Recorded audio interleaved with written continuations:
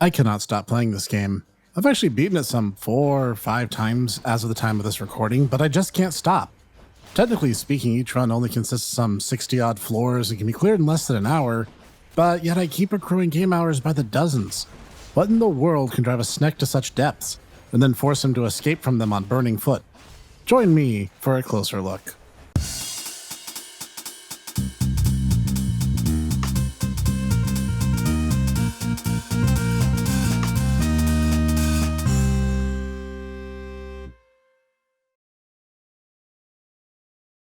Greetings everyone, I'm the Hipster Snek, bringing today another bit of N-D-X-Cellence with the breakout smash hit, Hades.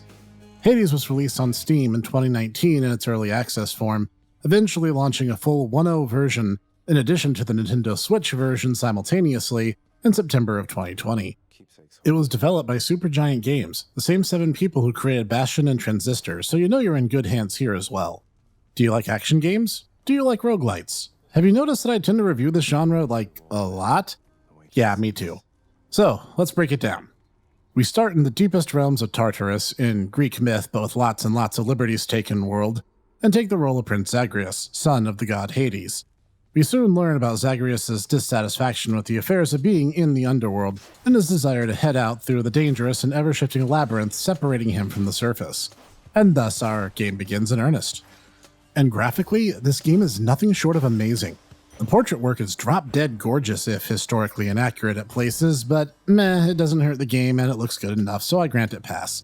Speaking of which, am I allowed to show Aphrodite on YouTube? I mean, she's not technically showing anything. I better not risk it. Dionysus, a man service, if you so please. I'm mostly just kidding. There's nothing all that racy in this game apart from some rippling muscles and Aphrodite giving us a hard time. Heck, you can even adorn Zagreus' bedroom with a poster of her. Wait, wouldn't that make her his great aunt or something? We have our greatest minds on the case and, no. On second thought, I'm not thinking about this any further. Anyway, yes, the game looks amazing. Even on the overworld with our isometric camera angle looking down on all the action, the animations are unbelievably smooth.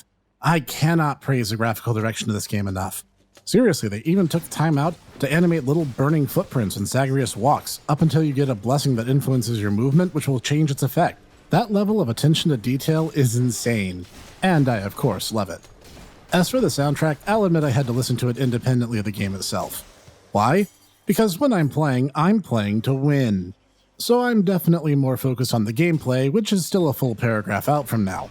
The music is fantastic and it's definitely a credit to the game, but I tend to focus more on sound effects due to the game's frenetic pacing, and it forces me to focus quite intently on my every move.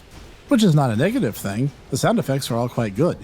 The weapon sound effects, even though they cue frequently, are really satisfying.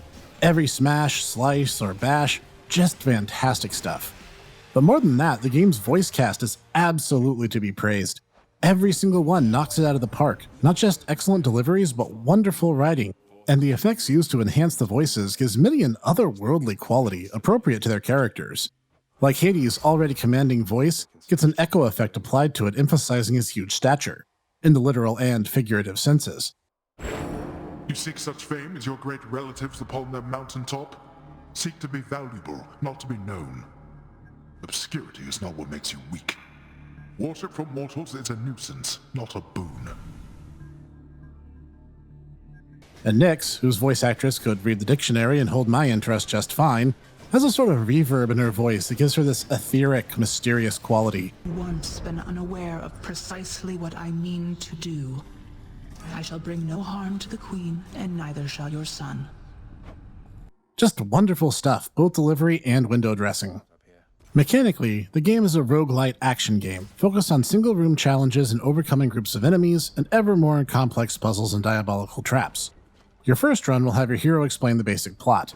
We're in the underworld and we want out, and a sword in hand as we begin. Different denizens of the world below will try to stop us, and various tricks and traps await to hinder us. However, in each room we progress through, we'll have the opportunity to find different power-ups.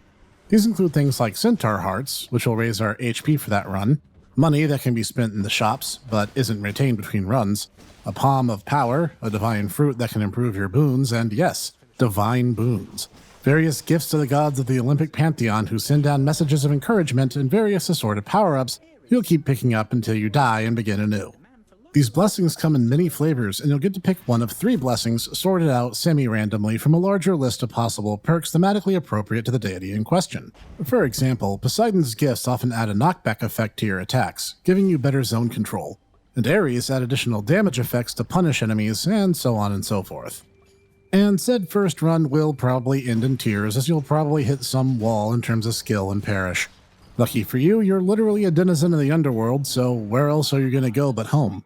And this is where a huge element of Hades that keeps me coming back crops up. What you do between the runs to the surface. Not only does the game strongly focus on the Olympian gods, you'll also meet the Chthonian variety, including your own dour father, the reluctantly useful Hypnos, the disembodied maidservant Dusa, and the mysterious goddess of the night Nyx, who might be a personal favorite of mine. These characters not only help contextualize the specific spin on Greek myth that we're playing with here, but they also help characterize Zagreus, and the game does this by including one thing a lot of games of this type are missing: dialogue. Tons and tons and tons of it. Not just that they'll talk to you, but that they have entire unique conversations, many of which are triggered by your actions taken in your attempts to flee to the world above. Not just things they want to tell you, but also conversations you can eavesdrop on to get a better understanding of the different relationships that the characters all share. It not only helps make the characters sympathetic, and adds a level of intrigue which is only peeled back with time and bonding with the characters, both by speaking to them regularly and offering up gifts called nectar to them, which you can find on your runs. Not just all that, the first time a character is given said gift, they will repay in kind by giving you a special trinket you can equip. Not only does it provide special passive bonuses, but it will grow in strength the longer you use it, until you level it all the way. Some are as obvious as the next boon you find will come from certain deity, whereas some others can provide tactical trade-offs, like one you can get from Achilles, that reduces damage incoming from the front side at the cost of taking additional damage if struck in the back. Furthermore, any of the purple gems, darkness as it's literally called, can be spent in Zagreus' room to increase a great number of abilities you can unlock by collecting keys in some ever-increasing number. In addition, these keys can be used to unlock up to 5 additional weapons on top of your base sword: the spear, the bow, the gloves, the shield, and the high-powered rifle. You know, like all good Greek myths had.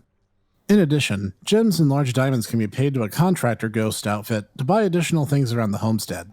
Mostly aesthetic things that Zagreus will quip about, but some do have mechanical effects, like the Scroll of Fates, which has a series of mini challenges that can unlock riches greater still should you take the time to complete them. And in the event the ways you can grow in power weren't numerous enough, boss encounters can also drop Titan's Blood, which can be paid into your weapons once you unlock the feature, in order to unlock new forms themed on different characters, which give them different special moves, and increasing their efficacy all the more so.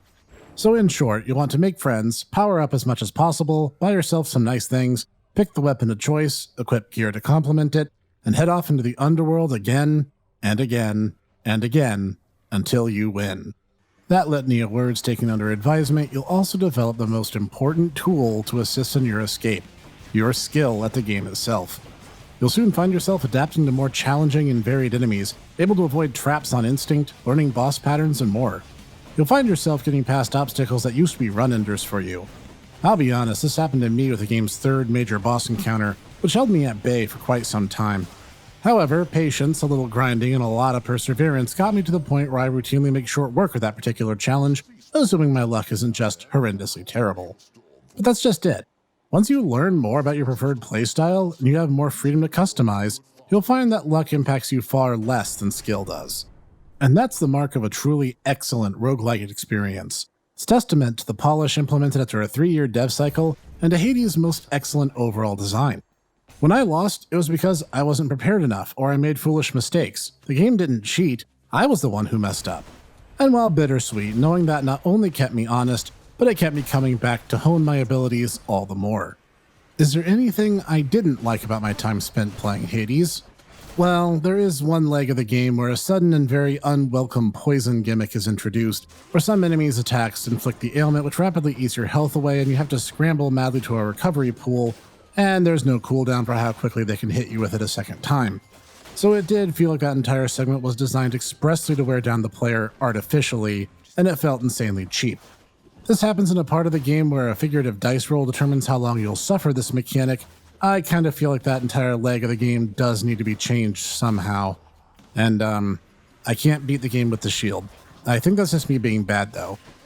Because all in all, Hades is a good game that oozes charm, style, challenge, and heart from every bit of its being. And given that it has technical requirements so low that Windows 7 computers can run it, yes, it literally says this on the Supergiant's official webpage, there's literally no reason not to pick this game up and make a break for the Surface for yourselves. It's fun, it's intuitive, it improves with every playthrough, and it's a shining example of what the genre can be with a passionate team behind it. It's a wonderful piece of N-D-X-Cellence. And this has been the Hades Snek, bringing to you this N-D-X-Cellence from the pits of Tartarus. If you liked today's episode, hit the like button to let me know. What's your favorite configuration? Mine's the gloves coupled with Hermes artifact for maximum dodginess. Leave a comment down below telling me your various attempts and configurations. I like to try some new ones for myself. For more from me, you can also check out the Tomodachi Bros podcast. All links to our ever-expanding social media presence in the description of every video, every time. Or you can just smash the subscribe button and bell icon in order to never miss a one of the weekly obscure reviews, N-D-X, Snek Tech, and more. Join me here each week for more content just like this, and I will see you there.